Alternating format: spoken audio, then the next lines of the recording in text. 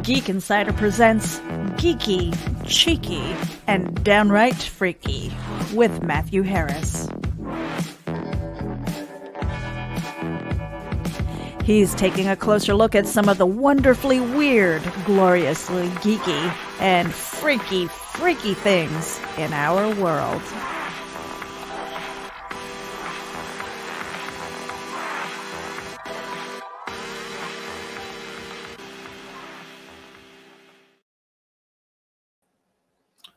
Good evening, everyone. I am back with another episode of Geeky, Cheeky, and Downright Freaky. And it's been a couple of weeks, folks. We've had a lot of crazy things going on around here. I will share some killer freaking news with y'all later in the show.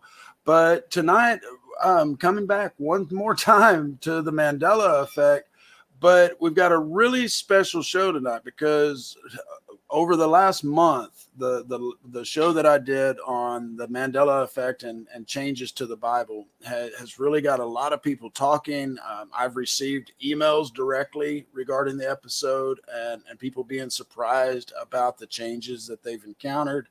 And I had mentioned several times in articles over the last couple of years, as well as on the show, that I have spoken to members of clergy, and I've received some very different reactions. I've been met with hostility. I've been met with indifference. I've been met with just downright denial.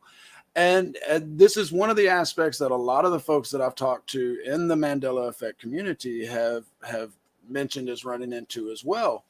And so tonight, I actually have a very special guest. This is Pastor Luke Stone, and we met another way. We'll talk about that here in a minute. But he is someone that is going to discuss these Bible changes and the Mandela Effect, or the perceived changes, I should say, and what they could mean. We're going to go into that. And then we're also going to talk some ancient aliens and just whatever the hell comes up. But welcome to the show, Luke. Hey, how's it going? Yes, right. Thanks, Matthew. Very happy to be here tonight. This is exciting. When you first talked about this, I was like, yep, I'm on board. This is fun. and you know what's so funny, Luke, is that we started this show just a few months ago, and Meredith and I were talking. She said, well, what do you want to name it? And I threw this name out, the Geeky, Cheeky, and Downright Freaky.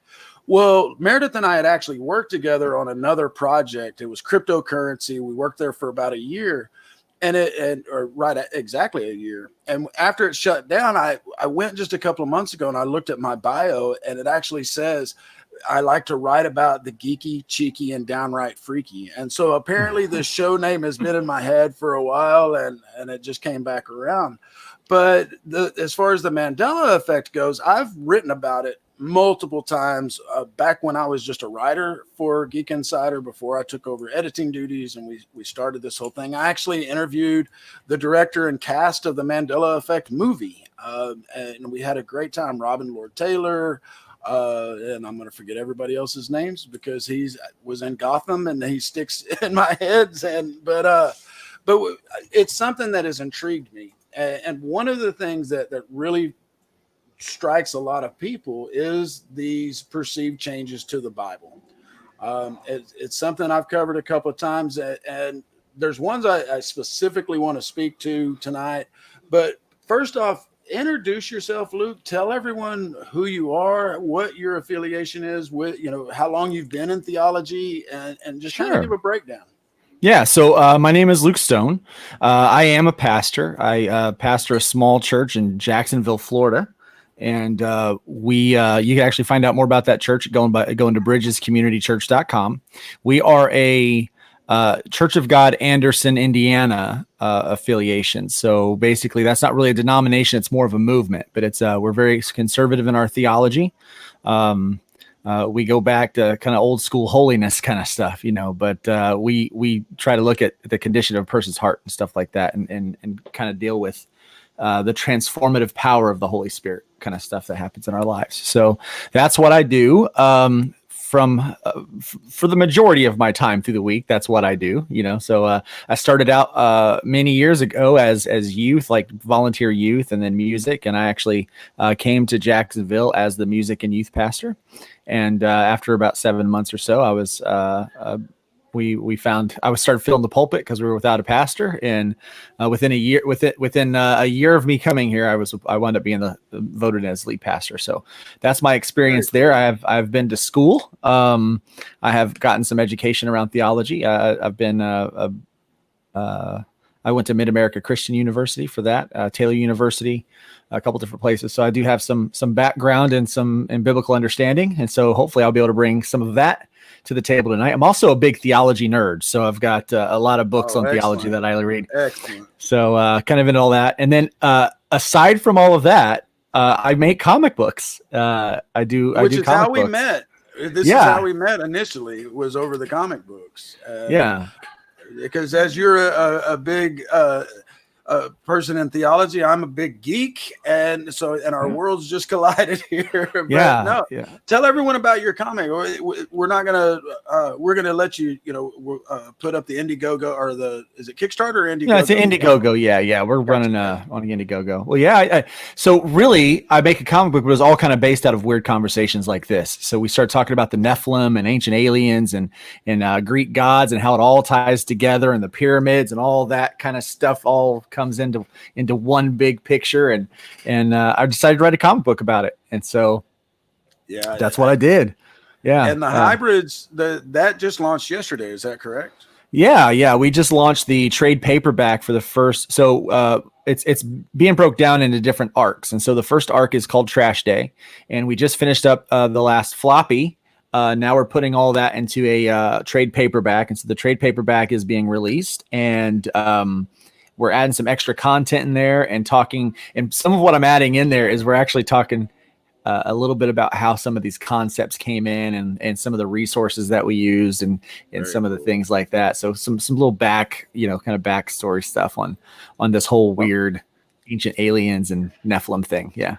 Very cool. And if we have enough time left in the night, and folks, this show could very well go longer than an hour, because as we were talking throughout our initial meeting, Luke and I, we stumbled upon that we both had a lot in common as far as just things that we've encountered.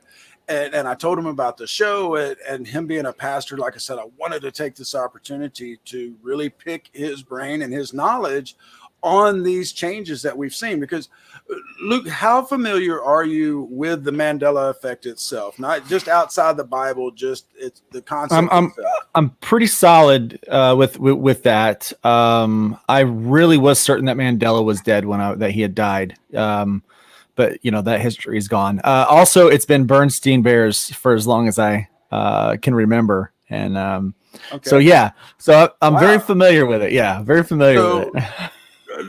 So I don't want to lead you on in your answer in any way. What do you remember about Mandela's death? Because I personally remember this as well, and a lot of the folks in the community, they experience other changes, but not so much the namesake. So let me hear what you he died in prison. I recall that he died in prison. I don't remember how he died because I was young. But I remembered that Mandela died in prison. It was like on the TV, and it was kind of a big deal. See, and that's exactly one of my mind-blowing incidences, because I have an anchor memory of being in my dad's home. I had already moved out and back in as a tenant, so to speak, and I was in the den, and the TV was on, and there was a big funeral procession, and they were talking about Nelson Mandela, and that's how I heard who he was, and that he was in prison. He had died in prison. Yeah, that's how I learned about Nelson Mandela. Yeah, exactly. Too, like because they were talking, everyone was talking about all he did, and exactly, all that. Yeah. And then skeptics go, well, then who became the president of South Africa? And that's the whole thing. I freaked out when a few years later he's being released from prison. And I'm like, what the hell? I thought he died. Exactly. Yeah. And then I just kind of blew it off. I guess I misremembered that. And so, it's great to meet somebody that actually remembers the Mandela funeral, because like I said, there's a lot that do, of course, remember. That's how Fiona Broome came up with the whole name for the effect, and it brought a lot of people together. But more and more, you're seeing folks that remember various other things, like the Kit Kat having a dash, or Mickey Mouse having suspenders, what have you. Yeah, he had suspenders. Well, now he doesn't, and never did. What? Curious. You just unleashed one on me right now. Come on, man. No, he has buttons, but he's never had suspenders. And I call BS on that. See, I used to draw him. I used to draw him. He had suspenders. Now let me ask you this: when you were growing up, when you were riding in the passenger side of the car, what did the driver's or the passenger side mirror say? Objects in the rearview mirror may appear closer than they are. Right, but it's never, ever said that. It's are, not may. It's never said may now. Although you, myself, my brother, who is an auto technician. And I used to work with cars, and not to mention Meatloaf, who wrote a song about it. Yeah, exactly. But my brother had this one is what sucked my brother into the Mandela Effect because of his just love of cars. He tried looking up the actual replacement, factory replacements, and it still said from 1960s, and it says objects in mirror are. I remember making jokes of, they might not be. Take a chance, take a chance. Go ahead. Yeah, they may be closer. But yeah, so those are some of the big Mandela effects. What drew me in totally and unequivocally was I was sitting around, and all of a sudden on my TV, there is a commercial with Louis Anderson. And he's talking about some kind of benefit thing going on. And I was like, oh, wow, they must have gotten his estate's permission, because I knew Louis Anderson as dead after the Life with Louis cartoon ended. And he was part of the Family Feud curse. You had Ray Combs that died. And then right around that same time, the original one, Richard Dawson died, and Louis Anderson died. But then it wasn't a couple of days later, here he is in a commercial for Baskets season 2, and he's the star. And I was like, wait, whoa, Louis Anderson is dead, man. And I looked up Louis Anderson's death, and it's boom, Mandela Effect. And I was like, what the hell is this? Started Louis Anderson's dead now, right? No, sir. No, it's going on. Yeah, no. I call them zombies. No, Louis Anderson is very much alive, and at least as of this recording, he is alive and has been. Well, I'm happy about that. I like Louis Anderson. Right. Yeah, and so this is the kind of stuff that really sucked me in, and I've discussed some of the flip flops that myself and other people have seen as far as Fruit Loops cereal changing. That one just blew my mind. I had always known it as Fruit, F-R-O-O-T, found it to be all of a sudden it was F-R-U-I-T. And I was like, what the ever loving hell? And then lo and behold, the next week it was back to F-R-O-O-T. My wife and I seen the spelling of dilemma change. We learned that it was dilemma, D-I-L-E-M-N-A. No, it's MMA, but we saw it change in the dictionary. And I'm kind of getting off track here. We've been going on for a good minute, and I definitely want to get into the Bible changes, but I just wanted to, and then I started blowing your mind with some of these, so I had to keep going. Yeah. I'm like, oh, Luke doesn't know all of these. I didn't know all of them. I'm still living in a lie, I guess, huh? Well, and we'll get into what we both of us think could be the cause of this, but let's get into definitely to the Bible changes. Sure. I'm saying, okay, I'm getting told it is break time real quick. This is the perfect time. So let me pop this in real quick, and then we'll get back and we're going to discuss seriously, folks, we're going to discuss the Bible changes, the big ones that I know about. There may be a whole lot of others, but there's some big ones that I want to discuss with Luke, and then we'll get to some questions if you guys have them. And so stick around. Like I said, I expect this is going to go longer than an hour tonight, ladies and gentlemen. So stick around. Check it out. MobileEdge.com has award-winning products with innovative features and contemporary, edgy designs that empower you to look sharp and travel smart with your mobile tech. Your beloved, not to mention expensive gaming gear and mobile tech devices are an extension of you, so give them the protection and style they deserve wherever you go. Find them at mobileedge.com and protect your tech with Mobile Edge. Bring it on. Hey Geek Insiders, Mobile Edge has a special coupon code for our dedicated listeners. Get 25% off your Mobile Edge gear using coupon code GEEK25. That's GEEK25. Geek out. All right, we're back, folks. And like I said, make sure you stick around because I have a very big announcement towards the end of the show that I want to share with everybody because this is freaking huge. But anyway, Luke, when you and I first discussed, the Mandela Effect and Bible Changes, we kind of talked a couple of them, but there was one that I held back because I wanted to wait until this show to get your opinion on, because this one is, and you've probably heard about it, but this one is the biggest one as far as most Christians' beliefs are, and that's Isaiah 11:6. Now, have you heard about this particular Mandela effect? I don't know that I have actually. So why don't you go ahead and fill me in? All right. Well, let me just start by asking you then, what is your recollection of Isaiah 11:6, where animals lay down with a lamb? What animal lays down with a lamb in Isaiah 11:6, just from your recollection? In Isaiah, it's the wolf, but in the New Testament, it's the lion. All right, but it's not. It is wolf across all boards, but that's where everybody. Well, it depends on the reference, because in Revelation it does talk about the lion and the lamb shall lay together, talking about the peace and the millennium. But yeah. Do you know the passage in Revelations that it says lion and lamb? Yeah. Let me get that reference for you. Perfect. Because this is one of the biggest ones where folks remember the passage as not as the wolf shall also dwell with the lamb, but as the lion shall dwell with the lamb. And there's, while you're looking that up real quick, I'll show you just a couple of things that I have found over time. See, this one says Isaiah 11:6, the lion shall lay down with a lamb and a little child shall lead them, in which that's paraphrased. But then you also have it here, the lion will lay with the lamb, Isaiah 11:6. And there's tattoos that I've found and just all kinds of things where the lion is with the lamb and referenced with Isaiah.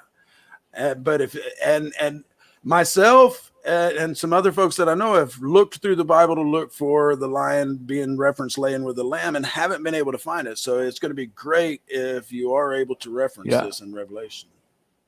Well, okay. So here's the thing. When it talks about in Revelation, it's referring to those two words aren't really slammed together. That's not the lion and the lamb. They're not slammed together. And so that's a common paraphrase, the lion and the lamb. And so when it talks it just was some person said lion and the lamb. And so it took off. But go on, Luke. One person said it, and then people from multiple generations across the entire country. Well, you've seen the pictures. You've seen the pictures. Oh, well, here's the problem. Here's what we run into a lot with theology and with teaching. A lot of times, people will say things that's not accurate to biblical teaching, like it's not actually in the Bible.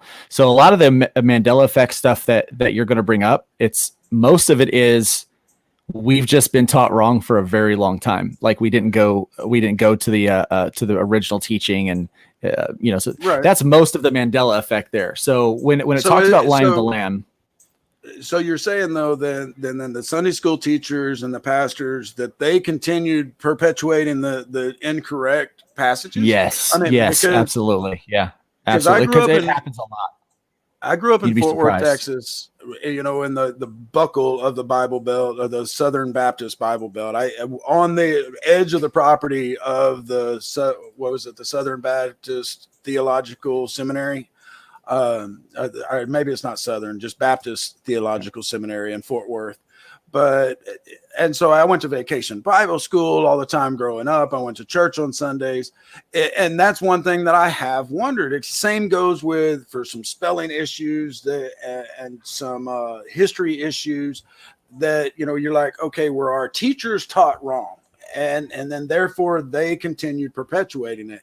And that's what I'm wanting to know on this, because, you and I discussed the Lord's Prayer, and we'll talk about that a little bit more here in a minute.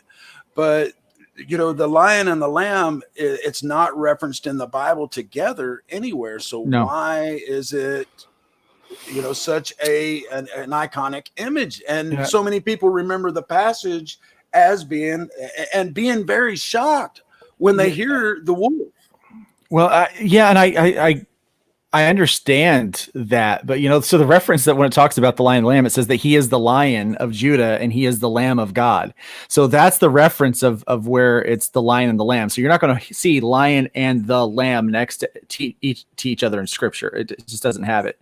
It's the wolf and the lamb, because what would typically eat a wolf? We eat a lamb. A wolf would, So I thought that the lion is supposed to represent Jesus, the Judah. Yeah. So why would the lion eat the lamb or lay down next to the lamb if the lion is the lamb? See, that's the thing.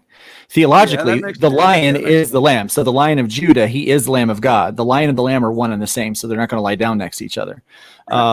It's the imagery has always been, biblically, let me say, the imagery biblically has always been that it was the wolf and the lion, the wolf and the lamb, because one is the predator, one is the prey. It's saying that we're not going to have that anymore. But why don't we see stained glass in churches of the wolf and the lamb, or statues in your local little bookstore? Because you see the lion and the lamb. You go to any Christian bookstore. I got one here in my small town, and I can take a picture of a half a dozen different things of the lion and the lamb, but not a single one of the wolf and the lamb. And they will reference Isaiah 11:6, and nowhere is that happening. I will say this. So let's get a little theological. Okay, this might be just a little bit boring. No, go for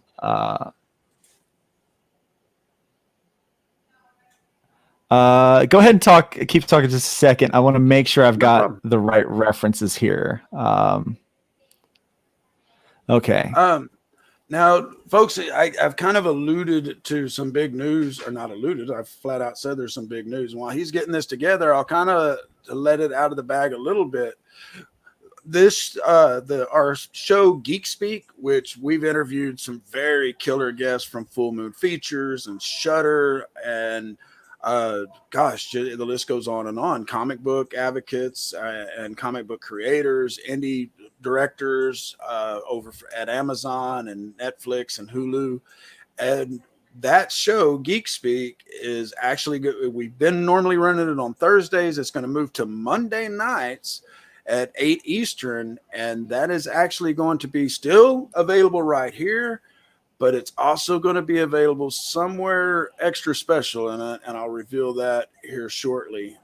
But it is something that Meredith and I are super excited about. So anyway, what'd you find, Luke? All right. So this is the fun part in study. This is what I get all geeky about. You can see I'm a little electric here, So what I like to do is the important thing is cross-reference. Okay. So not just looking at one particular translation or depiction or reference of the Bible, but looking at different translations that kind of go down. And so there has been some misinterpretation or misunderstanding of that verse for a couple of reasons. And so if you could do this, there's websites you can reference this stuff. So the verse 11:6 in Isaiah, we're just gonna look at a couple of things. Like the Tanakh says it like this: and the wolf will dwell with the lamb, and the leopard will lie down with the young goat, and the calf and the young lion and the fatling together, and a little boy will lead them. So that is the original, like one of the original, the and the King James says it this way: the wolf also shall dwell with the lamb, and the leopard shall lie down with the kid and the calf, and the young lion and the fatling together, Right. and a little child shall lead them. Okay. And so all of these references keep building on that. It mentions a lot of different animals that will lie down together. Okay. But so, I mean, even though you get into the New Living Translation, and it's still in that day, the wolf and the lamb will live together. The leopard will lie down with the baby goat instead of young goat. Mm-hmm, yep. And the calf and the yearling. Yeah. And let me pop up what I usually teach from. Let me see. That was Isaiah 6. 11:6. Yeah. 11:6. Okay. I'm going to pull that up. All right. So it says, the wolf shall dwell with the lamb, and the leopard shall lie down with the young goat, and the calf and the lion and the fatted calf together. So again, this verse hasn't changed. It's been the same all the way through. I remember it being taught, right. But the problem is what'll happen is there'll be a lot of turn of phrase. And so it will, people will start to say things. So there's this, let me use this. Have you ever heard of a thing called a rapture? Oh, of course. Okay. Do you know where it's at in the Bible?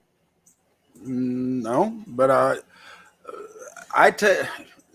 am a little weird as far as my theology goes, because I do follow the Bible, but I also think that the answer, and I mentioned this to you before the show, or when we talked the other day, that I have always been and very interested in theology, because I think the answer lies somewhere between all the religions, because a lot of it overlaps. There's a lot of the same characters, or not characters, but the same people that are documented in these documents.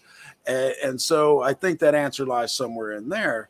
But as far as the rapture goes, no, please tell, that's not in the Bible well, here's the thing. It's not in the Bible.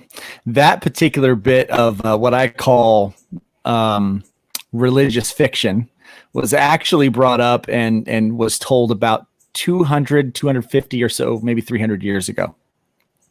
And it was largely the rantings of a mentally ill person who said this is what Revelation meant, and that all these things were going to happen. And that was their interpretation of what Revelation was. And the problem is people got a hold of that and they just went with it. Somebody said it and they went with it. They wrote a book and they went with it. So right. I'm not sure what the earliest reference of the lion and the lamb was, but it was some derivative of what that verse actually says. So they probably referenced that verse, but it was some derivative of that people just caught on to. And that's what you're going to find a lot with the Bible stuff, is some derivative that, and a little trick about preachers. We share each other's stuff all the time. and I definitely understand that. That's something I've known for a long time. But the big thing that comes in, and me myself, yes, I had to memorize Bible verses growing up, but I don't have that big of one where I can say, oh my God, I studied this for a week on end to make sure I memorized it. But there are those out there in the Mandela Effect community that did spend vacation Bible schools and all this time going through Sunday school and all of that, memorizing verses, and they remember the lion laying with the lamb and have no recollection of the wolf being mentioned at that point. And granted, like I said, all I can go by is, I do remember the lion and the lamb, and going by popular culture, like I said, in the bookstores. And I have found, I've got an article about this very thing on geekinsider.com. And I've got links to stained glass windows in churches with the lion and the lamb, and Isaiah 11:6 being specifically mentioned in so many cases. And so that's where it starts really making me question things. I think we took two different approaches to that, because I remember all of that stuff as well, going to those things, and it didn't. I never thought. Here was my approach. I never thought that changed. I just thought, man, everyone's teaching me wrong. they can't even quote one verse correctly, Okay. And so that's what actually sent me into ministry. In fact, I got in a lot of trouble. Well, I got a lot of trouble when I was I went to a Christian school because I had to. And so I went to the Christian school, and I would question the things that they would say all the time, because they would say something and I would look at scripture, I'm like, it doesn't say that. And this verse is one of those. Well, the lion and the lamb. I'm like, no, it's the wolf and the lamb. You can't even get that right. So if you can't get that right, how can I trust you to get the other things right? And so I started getting into it and studying this stuff myself and digging into it myself. And that's really why I became what I am, like what I do with ministry and theology, and teaching the Bible verbatim for what it is, and not necessarily for what I want to say, because some of those isms, some of those things they come up with, man, the lion and the lamb sounds really darn good, doesn't it? It does. Has a much better ring than the wolf and the lamb. And which is why it's caught on. Yeah. Well, and your explanation definitely makes sense, man, because we're lazy inherently. We're going to take the short road. We're going to, quote, not plagiarize, but we're going to use work where we can. And that for this, I can mark this off of one of the because as far as the Mandela effect goes, yes, I'm affected, but my wife and I both approach each one's as a skeptic point of view. And if there's something that can say, nope, this isn't, there's a possibility that it's your memory or you were taught wrong, then that's what we will mark it off of our definite changes. But we're going to discuss some other ones here, man, that may or may not be able to be explained away the same way. Sure. But I'm going to take another quick little 30-second break to advertise one of our buddies that we just absolutely love. Awesome. And y'all check this out. This is the Legend of the Traveling TARDIS. Follow us on Facebook, Twitter, and Instagram. Subscribe to us wherever you listen to your favorite podcasts. Also catch us on the HWWS Web TV YouTube channel. Subscribe today and become part of the legend. All right, man. And so this next one, now again, this could, you and I kind of touched on this one before after the show that we discussed your comic books and everything. And you did have an explanation for it a little bit, and I definitely want to give you a chance to explain that. But this one, it hits me on so many points, and that's Exodus 34:14, where it is for you shall worship no other God, for the Lord, whose name is jealous. Jealous, yes, is a jealous God. Now they capitalize jealous in here, so it is a proper noun that they're giving, but you had a pretty good explanation for this when we talked, and it's another one of those because it's one that's bothered me, because first and foremost, and I'll give you here just a second to explain it, but to me, that I foresee, comedians going, damn, I'm going to hell because I used God's name in vain by calling my old lady jealous or whatever. And little boy, that could be. Little boy is going, well, God's name is jealous. But explain where you think this transpired from. Okay, so if you have a study Bible or anything like that, you can kind of go and look some of these things up and look up those words. So I'm just going to use a little app here called the Logos Bible Study app. Okay. Which is something that I teach a lot of people to go to. And so word study is really important in scripture, because here's the thing. When King James originally translated the Bible from its original from its original languages, the English language at that time the vocabulary was limited. I think I talked with a translator, like a guy that actually translates Bibles, like translates from the Bible into other languages, said that the Old English, the King James English, had somewhere like 300 to 400 words basically in their vocabulary, where we have thousands of words now in our vocabulary, because we've grown over the time, but their basic words were there. So like, for example, the word love, like we say love, I love you as a brother. I love my wife, I love, my child. Those are all different kinds of love. And actually in the Hebrew, those words, that word love actually has different words for it, like,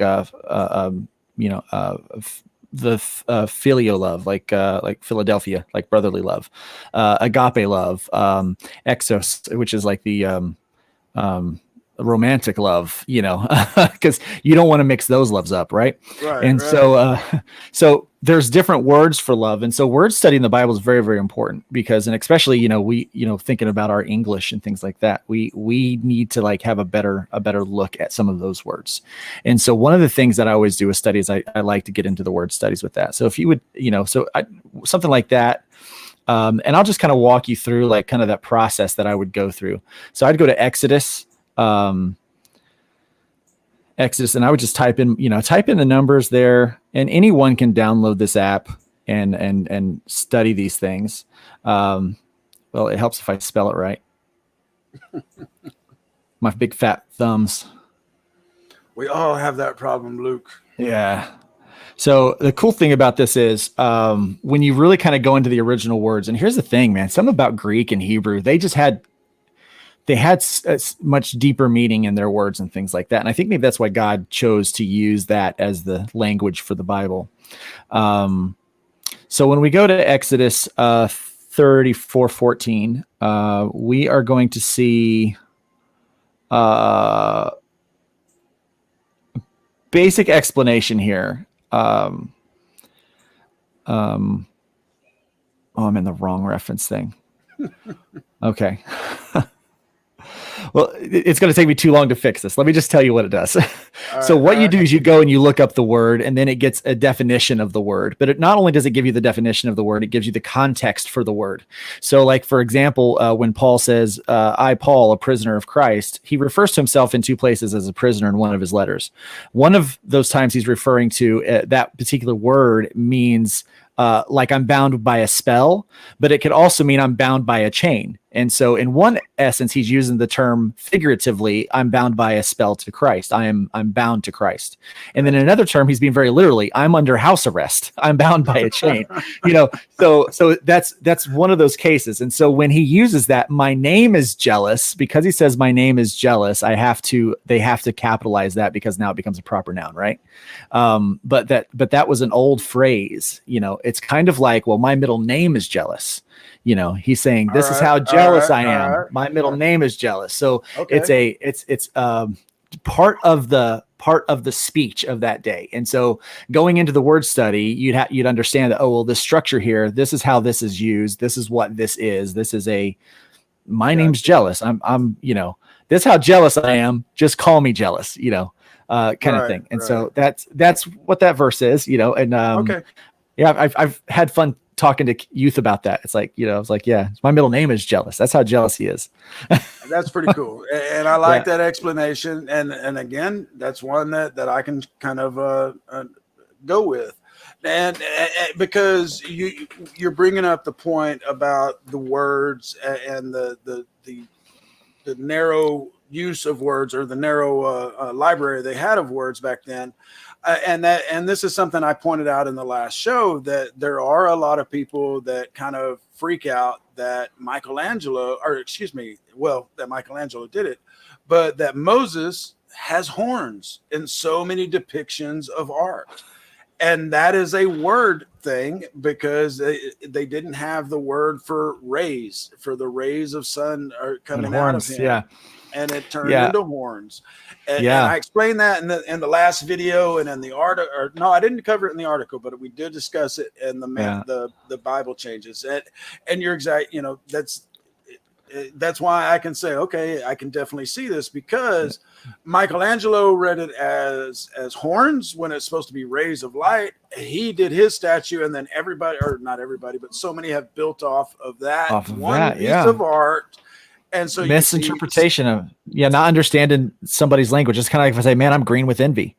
People are they might paint me as Hulk, down the road, which would be really cool. But But yeah, so there's a lot of different expressions, and you can't take, it's almost like an alien that takes everything you say as literal. And that's really fun for comedy, but it's not really fun for the Bible. So, a big thing that we need to understand is when we read those books, we need to understand what the book is saying, the context of the book. Is it a historical book? Is it a prophetic book? Is it a poetic book? Is the writer, is he using, what kind of stuff is he saying? And who is he saying it to? Take all of that stuff into context also when you're studying that stuff, because too many people will take things extremely literally. And there's one particular part in the Bible where people will take something that Paul says so literally that they use it as a misogynist thing in the church, where he says that the women should learn in silence, and what he was saying within context, not only to that letter, but the other thing is, we also have to remember we have pieces of letters. So that came in, I think, 1 Corinthians, where he says that, and there's 2 Corinthians. Now, here's the thing. Paul refers to a letter to that church before that letter came. So really, 1 Corinthians is 2 Corinthians. Because he already wrote a letter that didn't get put into canon because he was naming names, like he was reading people's mail and dealing with some stuff that didn't need to make it into the big book. It's like, well, no one needs to know what Leroy and his wife did, so let's leave that be. And so when he's referring to something, he's referring to issues that they were having in that church, and that you can find out, there's other historical things where you can kind of get reference to that. And the really funny part is when you get to 2 Corinthians, it's actually not even 2 Corinthians. It's 4 Corinthians, because in 2 Corinthians, they refer to a letter that came between the two letters that we have in the canon.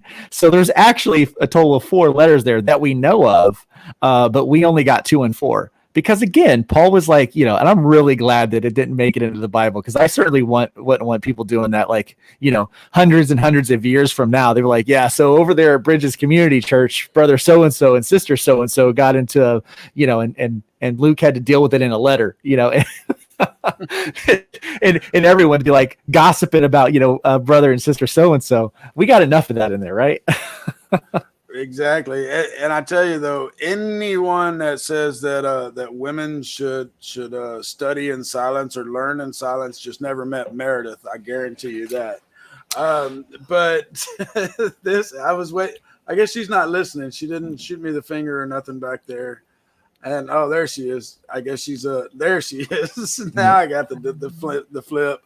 But the next one that I wanted to talk to you about, Luke, this is another one that we kind of touched on, but before, when we were just kind of talking about doing this show. But first, I want to play this quick little clip here, because this is one of those things where, again, it could be that we've all just been taught wrong, but I am just wondering why more of us did not see this all along in the Bible and call it out. And so let's check this out. It's just a real quick 7-second clip. Give us this day our daily bread, and forgive us our trespasses, as we forgive those who trespass against. It's debtors. No, that was Spider-Man.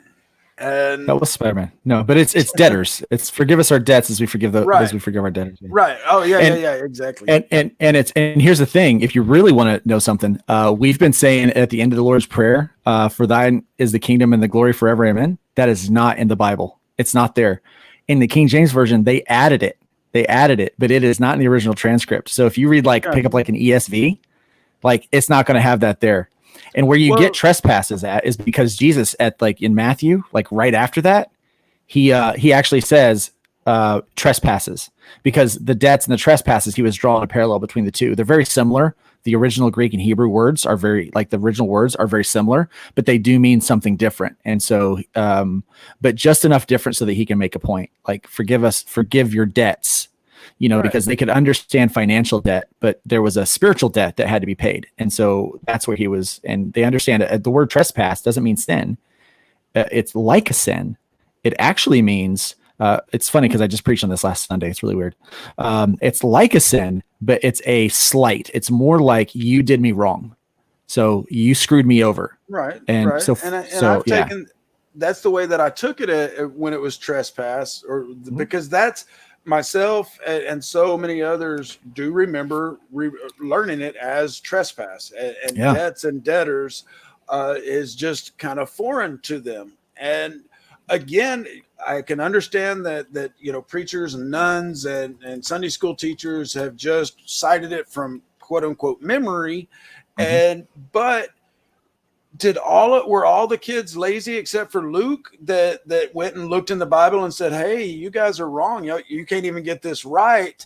Why am I going to believe you on the rest? Because that you are the poster child for the stuff that I have always said all along is, why wasn't there more of these people going, wait a minute, you are telling me wrong. That's not what this Bible says in front of me. Yeah. Well, maybe, but here's what I've learned in my 15 or so years in ministry is that many people will not verify what is said. I actually listened to a pastor say that the Industrial Revolution took place in the 1940s.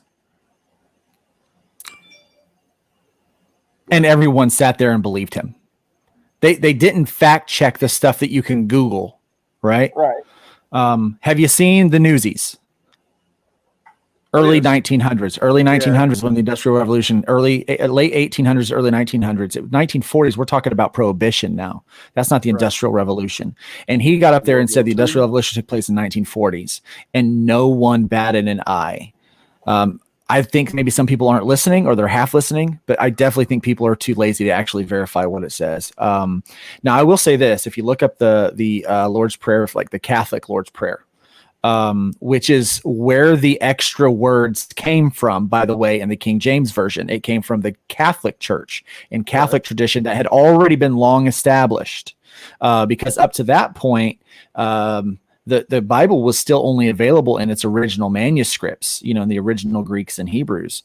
And so you had to be able to read those in order to share the information.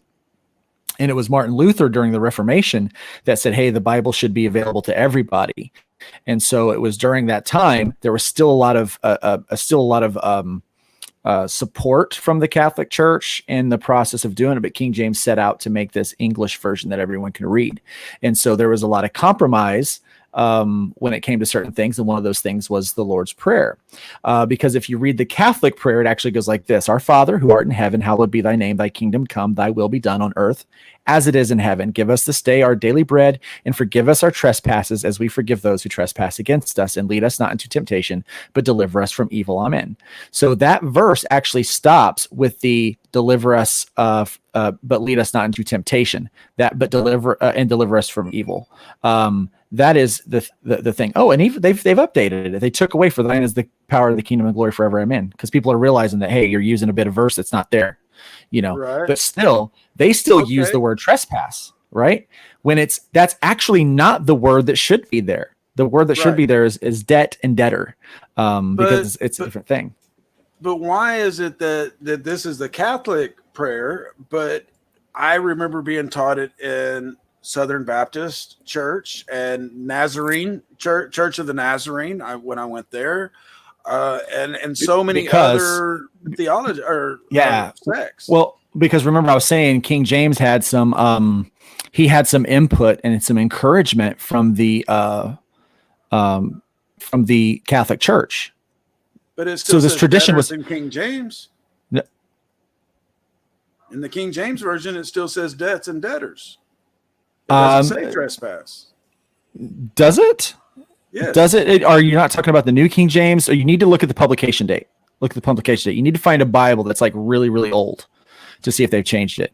Because here's what happens with the Bible. People don't realize this about the Bible. There's actually a committee that goes and adapts translation when we understand it a little bit better. They will adapt the translation. Right. And so then you have to look at the publication dates on some of those things, because I have a Bible that's an NIV that says one thing, and then after the committee was all let loose and it was like it had gone past the period, it was like 4 or 5 people that can change things. They changed like all of the some of the pronouns. They changed all of them. And so I have one, and it drastically changed the translation of the Bible and the meaning of the verses. And so I've got one Bible that like, hey, this one's pretty good, and this one's like, nothing in this is right, like, because they've changed all this stuff. And so that is a possibility of some of those things that happen. But people were praying this. This was this was what a lot of people, the Catholicism influenced the the Protestant movement with Presbyterians and the Lutherans, and those Protestant movements would teach the same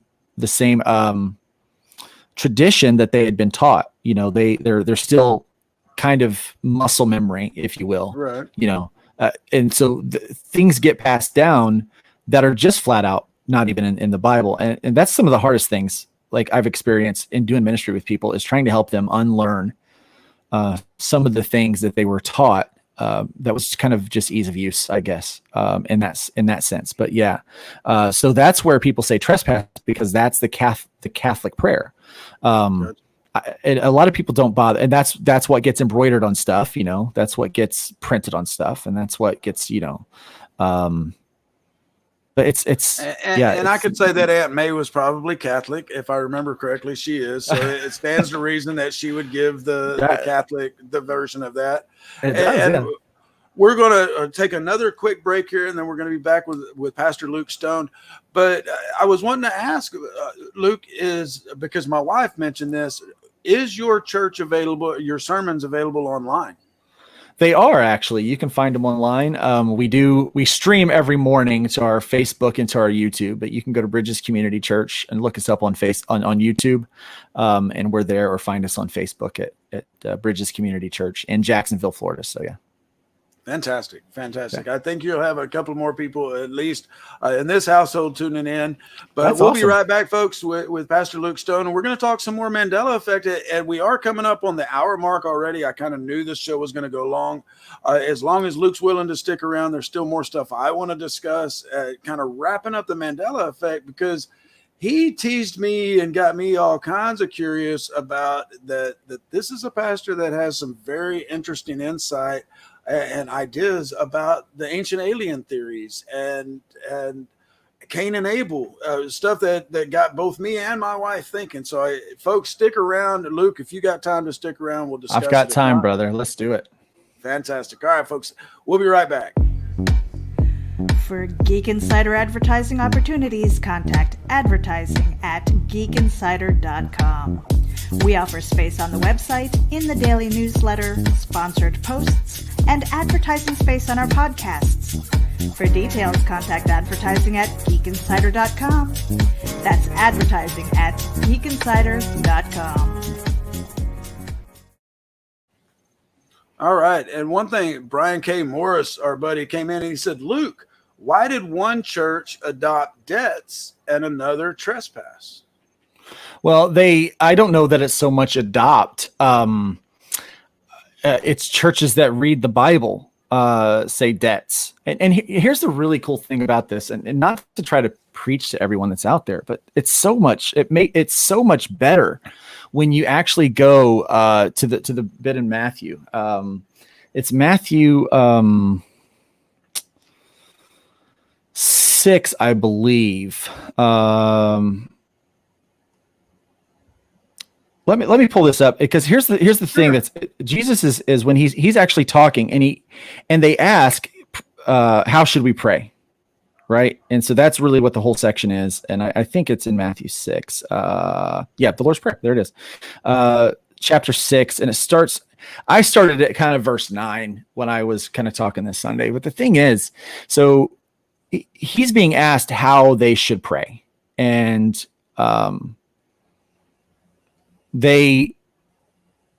he gives them kind of this blueprint. So it's not that we should pray these exact words. It's more that we should pray like these blueprints. And so he kind of just breaks down, like, this is how it's supposed to go. So, our Father in heaven, hallowed be thy name. Or I paraphrase that. I call it the LPV, the Luke's paraphrase version. You know, it's like, Father in heaven, holy be your name. So it's identifying who he is, and it is giving the kind of the adoration where it belongs, you know, and it's an act of praise and worship.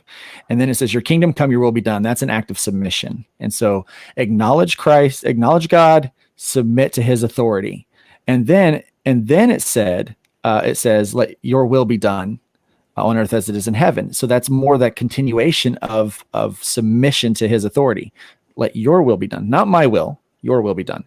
And then he goes on to give us our daily bread, which most people, when they pray, what they do is they just always use the they use that platform for daddy give me. It's a daddy give me kind of moment, right? Right. And so it's like, he goes, bring your petition, have a prayer of petition, but it's only after you've given praise and submitted to his authority, because he might say no. And then have your prayer of petition. But then forgiveness is important. It says, forgive us our debts. And so he's drawing and that's where we get into this whole thing. He's drawing a word picture for people, because they would have understood what the word debt meant. That was a financial thing. And there's actually a parable that Jesus talks about where this guy comes in and he has he has this great debt, and the guy's going to put him in prison. And the guy pleads with him, please don't put me in prison. I can't do it. And the man winds up having mercy on this dude that owed him a debt. This massive debt would have been worth thousands and thousands of dollars. And he lets him go. But what happens is, as soon as he goes out now free of this debt, he sees this guy that owes him just, a few bucks. Let's say it's like $20, right? And he says he's so harsh on him, and he gets him thrown in jail because he owed him $20 and he couldn't pay it. And he had just had this great debt kind of dissolved from him. Right. Well, the first guy finds out what this guy did, and then he goes and he gets him, and he basically just throws everything that he can at him for having broken that debt. Not only did he not pay the debt, but he was not merciful in that sense.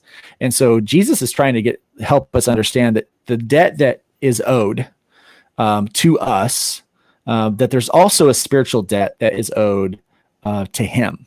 He goes, forgive us our debts as we forgive our debtors. And as he goes down in verse 14, he actually, there's no other part of that prayer that he explains except for this one. And he says, for if you forgive others their trespasses. Now he's using another word, still same concept as the forgiveness of debts. But if you forgive them their slights against you, how they've wronged you, how they've hurt you, how they've somehow done evil against you, then your heavenly Father will also forgive you. So it's a concept of forgiveness here. That's why he used the word debt, because people understood the word debt, and it made sense because there's a price that needs to be paid. And then he goes, but if you do not forgive others their trespasses, neither will your Father forgive your trespasses. See, people don't realize that God's love is unconditional, but his forgiveness is totally conditional. And that's why that's in there. It's all kind of this big picture stuff. And it makes it so much more powerful when you actually look at the actual words and you don't just recite it blindly, in those things. And yeah, there's a terrible amount of lazy Christians that don't verify what people say. I'll tell you, I could probably get up there and tell the story of Star Wars, and some people wouldn't know the difference. But I encourage people to know the difference, because I mean that word debt versus trespasses, to understand the both of them.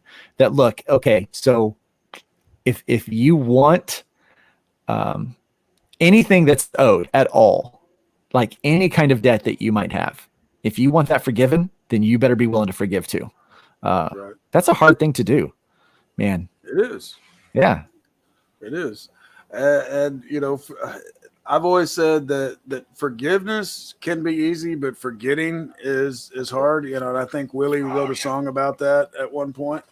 But I can forgive just about anything, except it's really hard when somebody slights me. I've had some folks that have just done some really nasty things that I didn't deserve. And so I find it really hard to forgive them. But that makes sense with these passages here. And, you've made a lot of sense tonight as far as the Mandela effect goes, and as far as the Bible is changes to the Bible go. But some people have asked me flat out, they're like, Matthew, you say you're a Christian and you believe in God, and so how can you believe that it's possible that we're in a matrix or that we are in a multiverse? How can you believe that stuff? And for me, it was just kind of a natural explanation of, One, if it's a multiverse, do we really think that God would be complacent or happy with knowing the what ifs of our free will? If is a multiverse and there's infinite versions of us, then that means God gets to see the true nature of our soul. That he gets to see every aspect of what we would do in any given situation, good, bad, ugly. And so that's one thing that I could do there. If it's a matrix kind of thing, which there has been times where I'm like, it seems like we are. And don't get me wrong, I have had my faith fully vested in it. God proved to me years ago that he exists.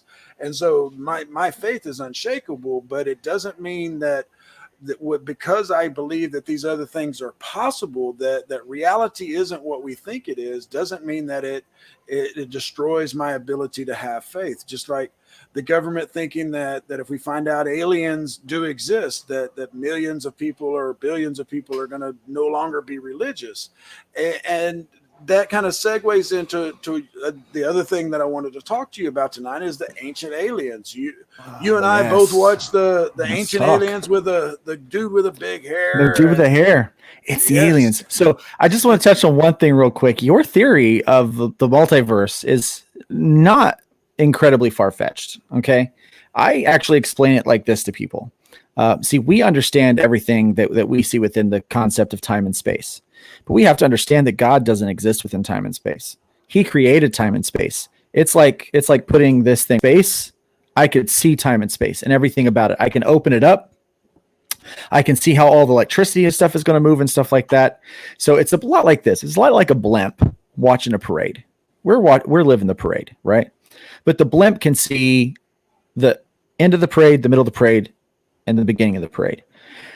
The blimp can even see the path the parade's going to have to go down and what the parade might encounter.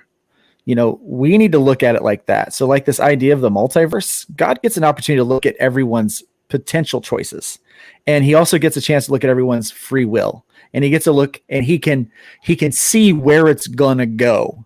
He knows what you're going to do because there's nothing escapes him, right? So he, in a sense, is looking at all of those things. It's kind of in the movie Endgame when you've got Doctor Strange and he's sitting there like, I just looked at every possible outcome and we only win in one of them, right? Right. It's like that. God sees every possible outcome and he knows exactly what's going to happen and how every individual person will affect the other on the planet.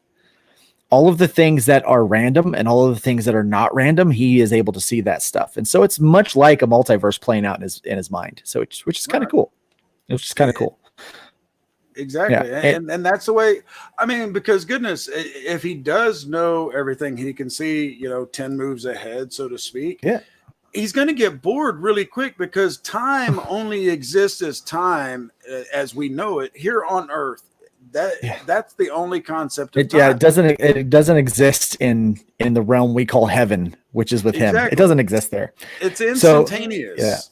Yeah. And so the whole alien thing, by the way, if we talk about that, I'll tell you, I think people would be like, I can't believe there's aliens, then but that doesn't make there any less of a God. Somebody had to make them, right? Well, our faith is about faith here on earth and kind of the redemption here. What if God decided to do that somewhere else? That's the creator's, that's the potter's prerogative to do that. But when it comes to aliens, I don't believe that aliens are extraterrestrial. I do believe that there's what we consider aliens, but I believe that they're very somewhat human in nature, and I believe that they're very much a part of the planet. So Genesis chapter 6 talks about the sons of God coming down, seeing the daughters of men and procreating, making babies. You might recall that these creatures are called the Nephilim. Right. Now, what's really cool about the Nephilim is that not only does the Christian Bible talk about it, but most of the other major religions do, including the Quran. So we're talking Muslim, Jewish tradition, which our Old Testament is still part of the Jewish tradition as well. But many other religions talk about this instance that took place. And now here's what I've learned. If multiple religions agree on something, it's probably a good practice. You know, Right. I'm a Christian, and I believe the only way to get to heaven is through the Father, God the Father, the monotheistic God. And the only way to get to him is through Jesus, because Jesus says, I'm the way, the truth, the life. No man comes to the Father but through me. You know, if you know me, then you know the Father. So that's why I'm a Christian. That's why I lean that way. But here's the thing. If every other religion agrees on something, that's probably something we should pay attention to. Like the whole love thy neighbor thing. Most of the major Right. religions that do that, right? Be a good person thing. Yeah, we should probably do that. You know, so all of those things that we consider moralistic, find their way into a lot of these other religions. And one of the things that's not moralistic is this story about the Nephilim. And so if all of them talk about it, then I'm inclined to believe that something significant must have happened. Well, there is a book called the Book of Enoch, and Enoch is quoted in and Jude, I believe, Jude quotes Enoch in the New Testament. And but here's the weird thing: we couldn't put Enoch in the Bible because there's a few things that it's not relevant to what the Bible is supposed to be. The Bible is a manuscript for how to live a Christian life. It's not a manuscript to understanding all things. You know, it doesn't teach you how to play guitar or make a quiche. That's not the intent of the Bible. It's the highest authority, but it's not the authority of all things. You know, it's not going to teach us how to, so if you understand that, but these kind of ancient stories of these Nephilim, there has to be something to that. And in the Book of Enoch, it actually talks that these were angels that were sent down to protect mankind, that they weren't yet fallen. So the fall of Lucifer took place early on. And so there was already a third of the angels that were out. So it was another group of angels that would come down to help protect mankind from what Lucifer and his particular army was going to do. And in the process, there was this one guy named Azazel. And Azazel convinced these other angels that, these ladies are looking hot. You know what we should do? And, like most you can't call them men, but like, right. Like, we've seen the daughters of man. We know what we're looking at, right? So it didn't take too much convincing for this to take place and for this to happen. And these kind of, and so in the Book of Enoch, it talks about that and how these people, like, it corrupted, and the Nephilim were cannibals. They would eat humans. They would enslave humans. They would do all of these things. And so then it was humans that God anointed to rise up. And part of the destruction of flooding the earth, we think about Sodom and Gomorrah, that it was so bad, right? We think about, well, how bad was it that he flooded the earth? How is it possible that right now is not worse than that? We've got people killing each other, people hating each other over race. We're killing millions of babies. Let me just say this. I don't know if you realize this or not, but more African-American babies are aborted every year than are born. And that is a travesty. We need to do something about that. And so you start thinking about all of the stuff that's happening. And we're like, certainly, this isn't like, certainly that wasn't as bad as this. This has to be worse, right? But yet there's no flood. Yet there's no destruction. There's no. Well, he said he wouldn't do that to us again. Yeah, he said he wouldn't do that to us again. There was that promise. But why was it so drastic to be able to do that before? He looked and he said, I regret the day I ever created mankind. That's what he says. That's what the Father says. And the Son says, but consider Noah. Right. And so then there's this flood.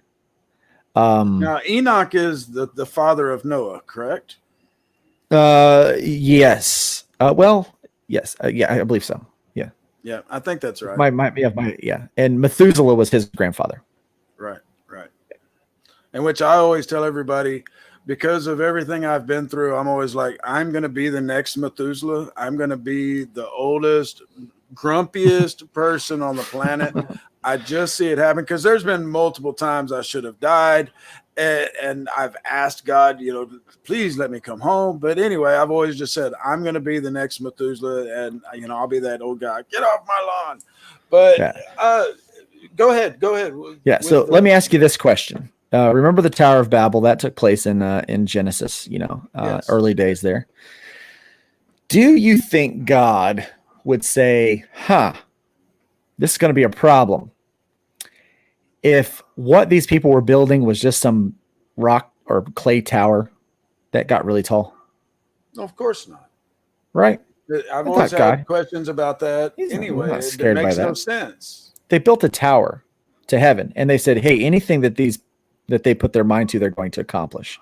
Well, at this point, my theory is that there was technology that was already being shared that shouldn't have been shared. And we see this in some of the cave drawings. We see this in some of the hieroglyphics in the pyramids, that number one, the question is, how did the engineering feat of pyramids, how did it happen? And how is it that there's pyramids in South America, in Egypt, and all these different places where they didn't have communication with each other? Are you telling? Yeah. Number one, it's well beyond the scope of knowledge that they had. And number two, how is it that in those separate places, knowledge beyond their time just happened to spring up unless someone brought it to them? And they, not only that, they moved, they completed feats that we would have trouble today with modern technology. Absolutely. In a lot of these areas. Well, you have to go back to some of these old stories. You have to go back to the Book of Enoch and some of these other these different manuscripts and stuff. And one of the things that's said is that these different angels shared information with mankind that they were not supposed to share. They taught them about technology. They taught them about what we would call today like what they would call back then magic, we would call technology or science today. Right. So they learned these things. They taught them the art of war and how to make weapons and how to, do these things. They taught them medicine and alchemy and those kind of things. So a lot of these things were being taught according to, there's 3 different books of Enoch, where obviously his grandkids and people took the stories and compiled them. And so there's 3 different versions. They overlap pretty well, but they have some discrepancies. There's some inconsistencies. But what you basically get from this book, and it talks in great detail about what happened, is that this information and this technology was being passed down to mankind. And when man decided that they wanted to work together, they worked together and they used that technology under the influence of these leaders that were Nephilim that took over. And it even refers to them in the Old Testament about, the last of the Nephilim, this king, the last of the Nephilim. We even see that the giants were a part of that. And I believe that, maybe not all of them were giants, but some of them were giants. Like they had different traits and stuff, genetic traits that happens and stuff. So, but part of that, now there are people that actually believe that all of the stories of the Greek gods, Atlantis, Mount Olympus, Zeus, all these people, that they were just exaggerations of real life Nephilim. They believe that, right?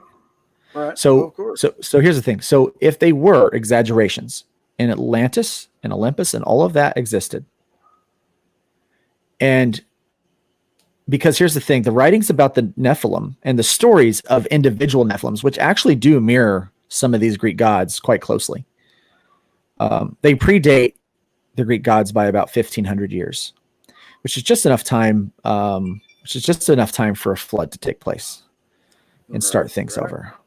It's just enough time for that.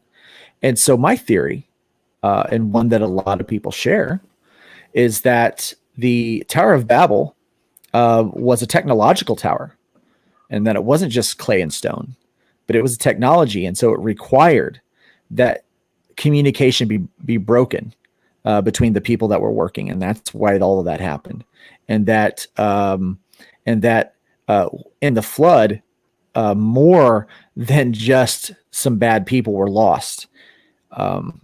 That Atlantis, the place that is historically known as this kind of superior race, Right. This hub, yeah, it actually was sunk. The whole theories, the whole stories of the Atlantis sinking, it's an exaggeration of something that happened in real life.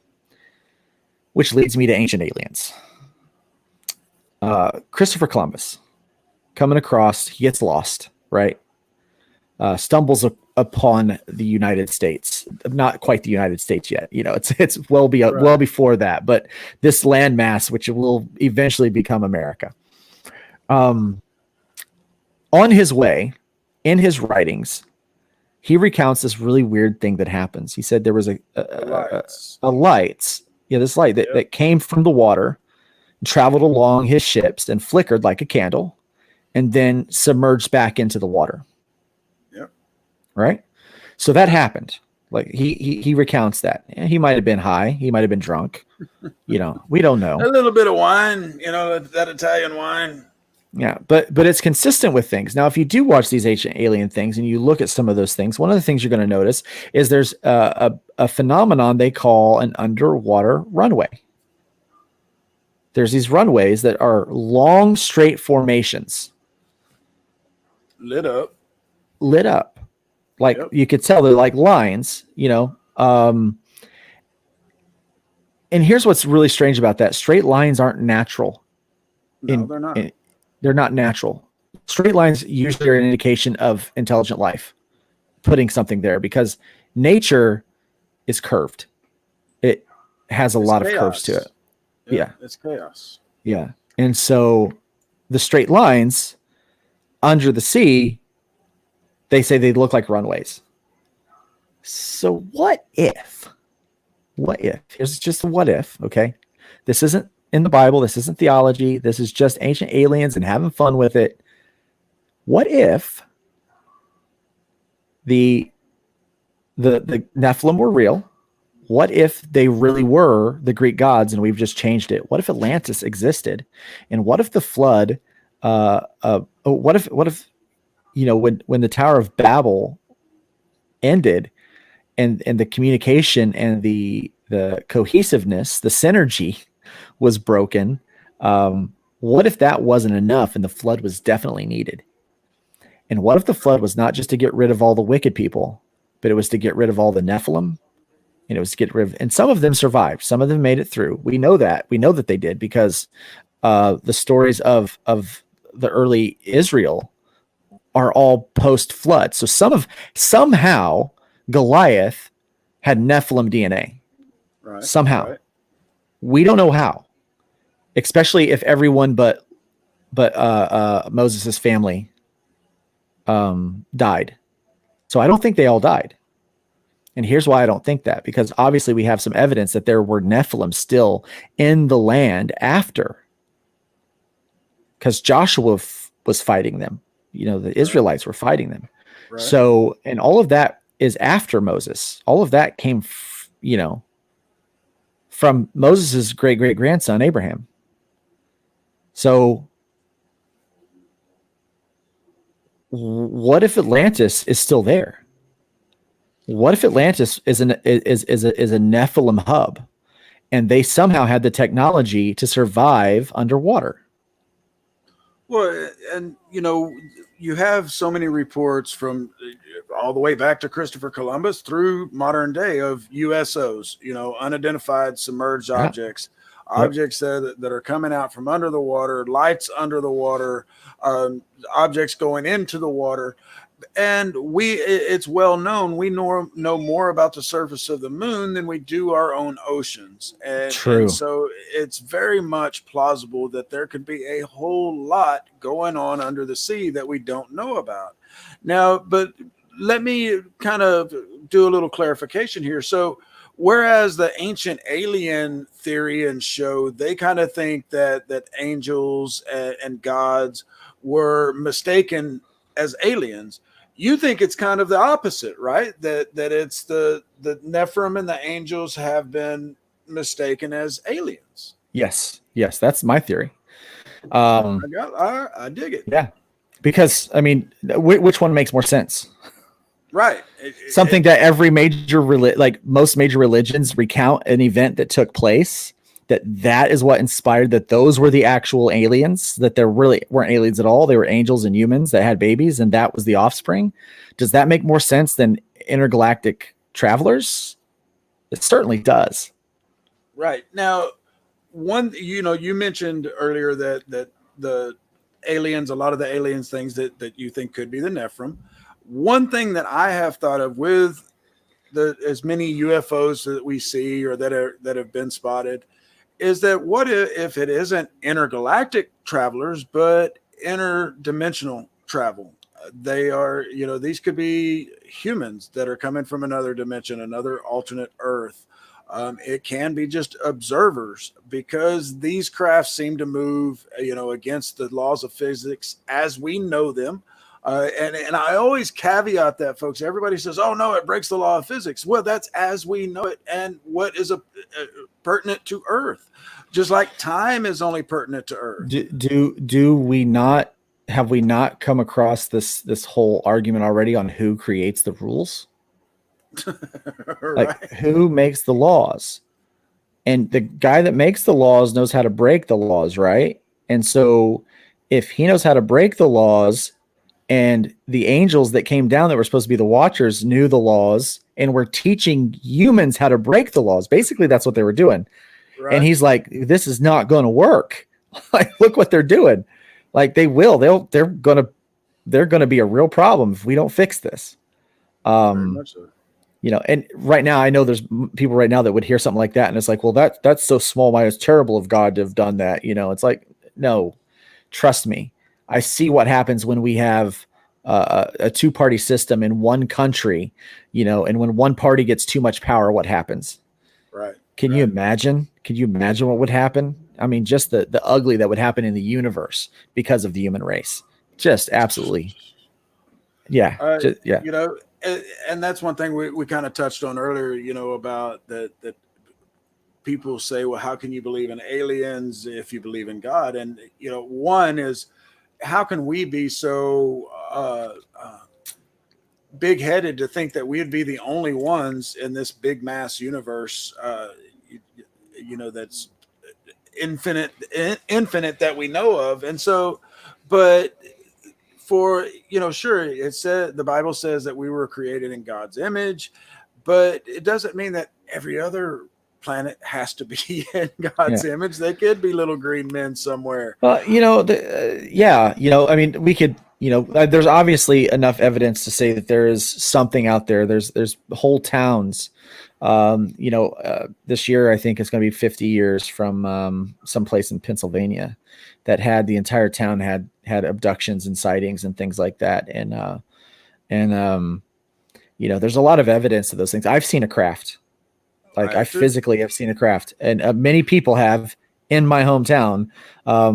And now it's actually, I think it was government, because they released a patent for it, And so I was like, that's the shape of the thing I saw, but where did they get that technology and stuff like that too? Right, I mean, so we start looking at those things, but with my theory, it's like, how can you not believe in aliens if you believe in God? So if you believe in God, you believe in angels. And if you believe angels had sex with ladies and made babies, and you believe that happened, and we try our best to follow the thread as we can and get what little bits of information that we can.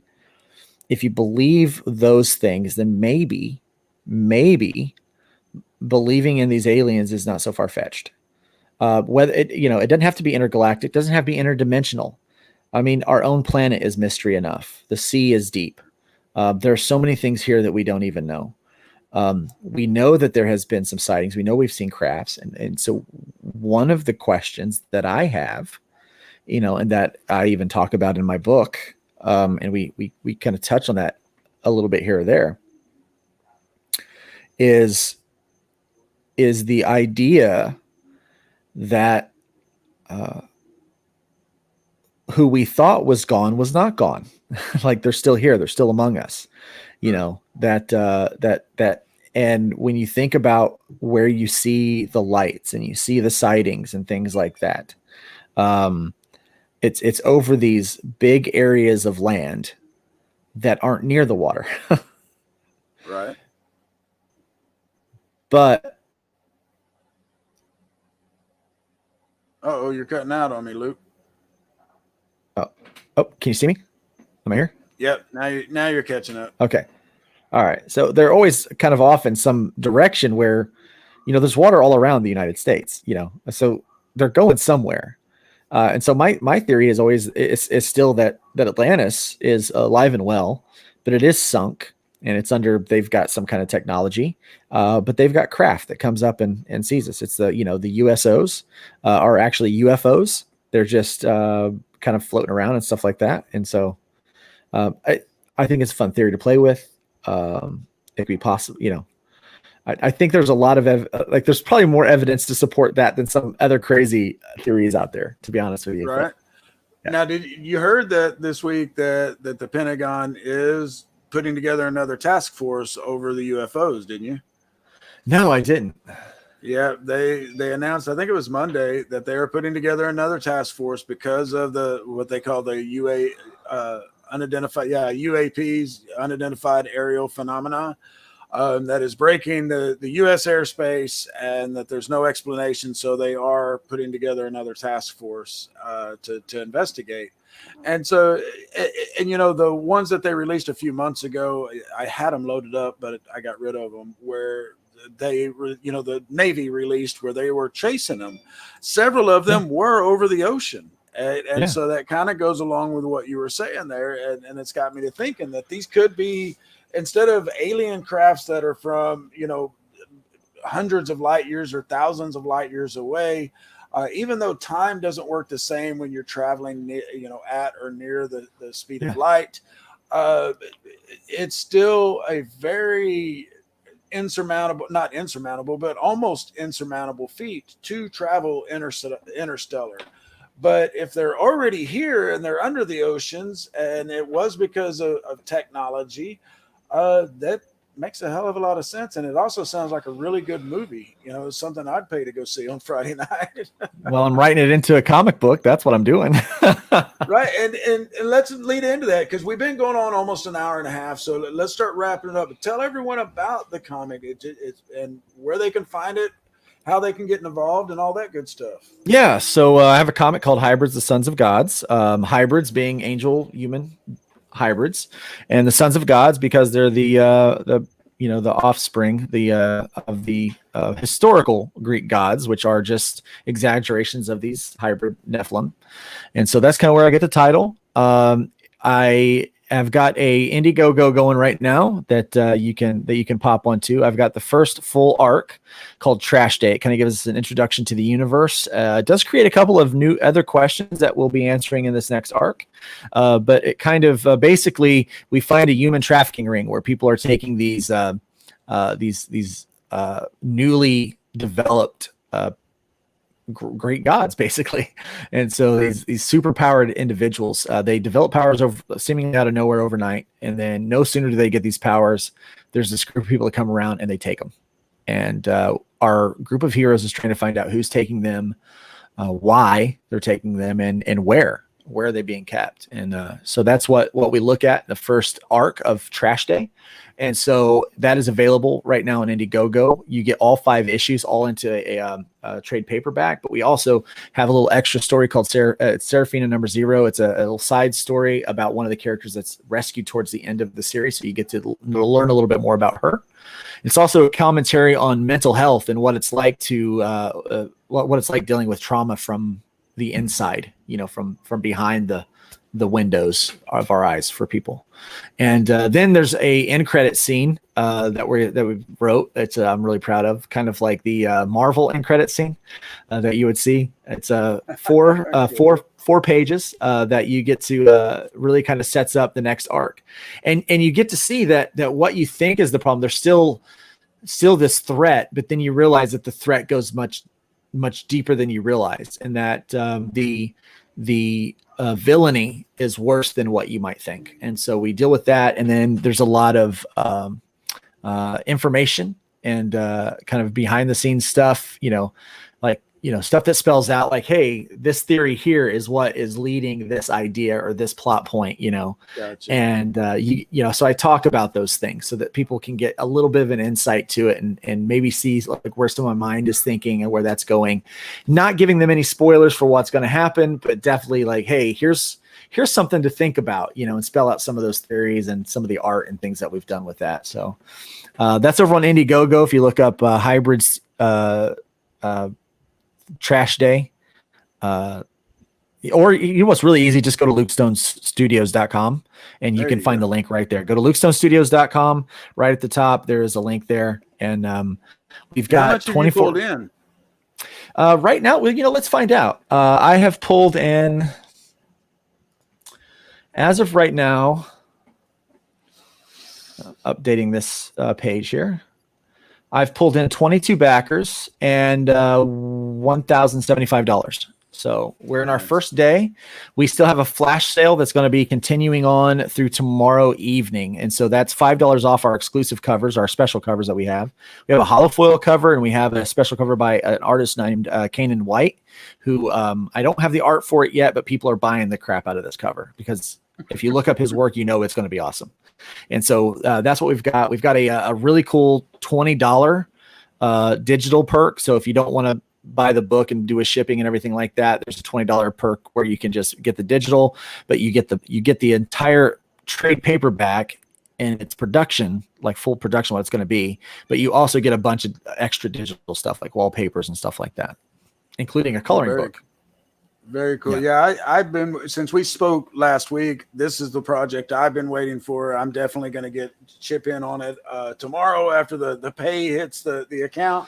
Yeah, I hear that. Folks, even if you cannot chip in or you can't back this right now, just going out and sharing this with your friends and family on your Facebook, that helps out immensely because, as you know, here at Geek Insider, we love the indie folks.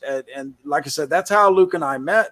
But I wanted to have him on tonight because we just had this connection. And Luke, I definitely enjoyed it. We are going to have to, you brought a lot to the table. You made me think.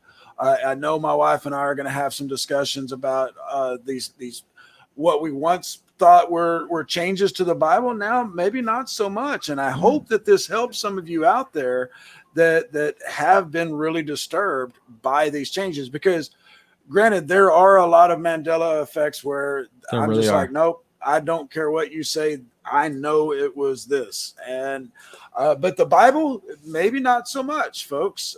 Maybe there isn't as much to be worried about the good book, because one big thing that was pointed out to me, Luke, that I know a lot of people bring up, and that's the Amos 8:11 and 8:12. Behold, the days are coming, says the Lord God, that I will send a famine on the land, not a famine of bread, nor a thirst for water, but of hearing the words of the Lord. And that's what a lot of people were that experienced this Mandela effect. They're like, if the Bible is changing before our eyes, if the word of God is changing, how long is it going to be before we're in that famine for the word of God? And maybe it isn't that the Bibles are going to be burned. It's that they're going to be freaking changed before our eyes. Yeah. And so it's great that having you on tonight, Luke. Like I said, we're definitely going to have to do it again. Stick around for just a minute. I'm going to close us out here with a closing thing and a word from IndieVolt. But I wanted to say, everybody, I told you all that we had some surprise stuff.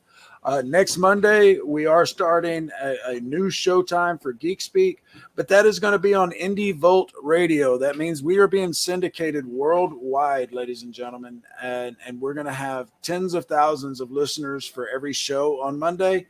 And so make sure that you tune in. It changes nothing. You can still tune in here on YouTube. You can tune in on mine and Geek Insiders and Meredith's Facebooks and all of that. But it's just that we're going to be reaching a much wider audience as of next week. And we're going to have some very special guests coming up. Watch geekinsider.com this weekend for an announcement of said guest. I'm just waiting on final word on that. But everybody, thanks so much for tuning in. Make sure you share this. Subscribe to the YouTube channel. I'm going to be bringing a lot more videos. The Geeky, Cheeky, and Downright Freaky is back. I've got some stuff planned for next week. And Luke, thanks so much again, sir. We will talk again soon. Yeah, this was fun. I had a blast, man. I had a blast. Stick around a minute. Yeah.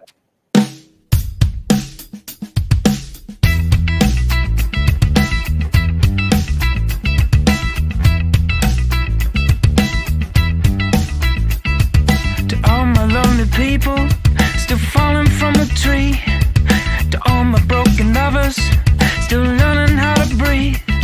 Y'all need someone to sing with. Yeah, you can sing with me. Can I get an amen? Amen. You never know if I don't dance. Take me to your leader, baby. Death, don't worry about me. Mother, don't worry about me. Brother, don't worry about me. Y'all don't need to understand me. Death, don't worry about me. Friend, don't worry about me. Brother, don't worry about me. Y'all don't need to understand me.